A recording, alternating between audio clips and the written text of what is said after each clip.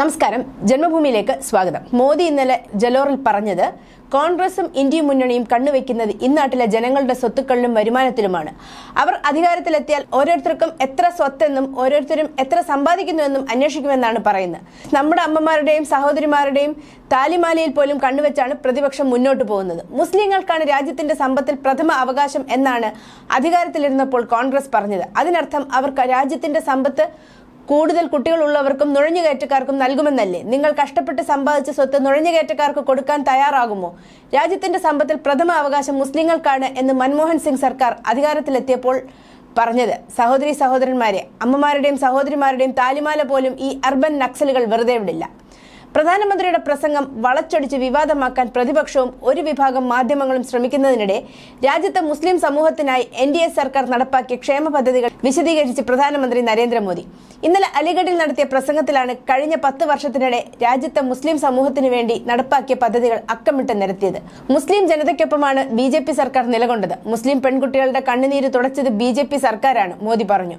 നേരത്തെ ഹജ്ജ് ക്വാട്ട കുറവായതിനാൽ കൈക്കൂലി കൊടുത്തും മറ്റും ഹജ്ജിന് പോകേണ്ട ഗതികേടായിരുന്നുവെന്ന് രാജ്യത്തെ മുസ്ലിം പൗരന്മാർ നേരിട്ടിരുന്നത്. സമൂഹത്തിൽ വലിയ സ്വാധീനമുള്ളവർക്ക് മാത്രം ഹജ്ജിന് പോകാൻ കഴിയുന്നതായിരുന്നു അവസ്ഥ. എന്നാൽ NDA സർക്കാർ അധികാരത്തിലെത്തിയപ്പോൾ ഭാരതത്തിലെ മുസ്ലിം സഹോദരന്മാർക്കും സഹോദരിമാർക്കുമുള്ള ഹജ്ജ് ക്വാട്ട ഉയർത്തണമെന്ന് സൗദി അറേബ്യയിലെ രാജാവിനോട് അഭ്യർത്ഥിച്ചതിന്റെ ഫലമായി വലിയ മാറ്റമുണ്ടായി. ഹജ്ജ് ക്വാട്ട ഉയർത്തിയത് മാത്രമല്ല, വിസ ചട്ടങ്ങൾ ലളിതമാക്കുകയും ചെയ്തു. നേരത്തെ മുസ്ലിം അമ്മമാർക്കും സഹോദരിമാർക്കും ഒറ്റയ്ക്ക് ഹജ്ജിന് പോകാൻ സാധിക്കില്ലായിരുന്നു. എന്നാൽ ഇന്ന് മെഹ്റം ഇല്ലാതെ സ്ത്രീകൾക്ക് ഹജ്ജിന് പോകാൻ സാധിക്കും.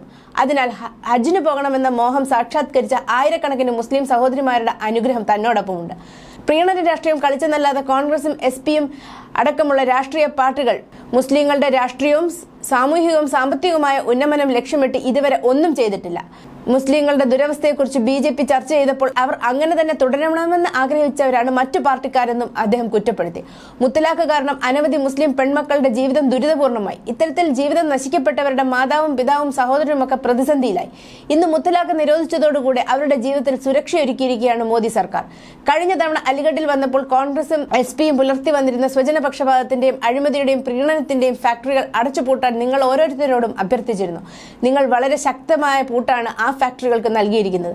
അതിന്റെ താക്കോൽ കണ്ടെത്താൻ ഇതുവരെയും കോൺഗ്രസിനും SP-ക്കും കഴിഞ്ഞിട്ടില്ലെന്നും അദ്ദേഹം കുറ്റപ്പെടുത്തി. ഞായറാഴ്ച രാജസ്ഥാനിലെ ജലോറിൽ നടത്തിയ പ്രസംഗത്തിലെ ഒരു ഭാഗം എടുത്താണ് അനാവശ്യ വിവാദമുണ്ടാക്കാൻ കോൺഗ്രസും മറ്റു പ്രതിപക്ഷ പാർട്ടികളും ഒരു വിഭാഗം മാധ്യമങ്ങളും ശ്രമിക്കുന്നത്. News desk, Janmabhumi.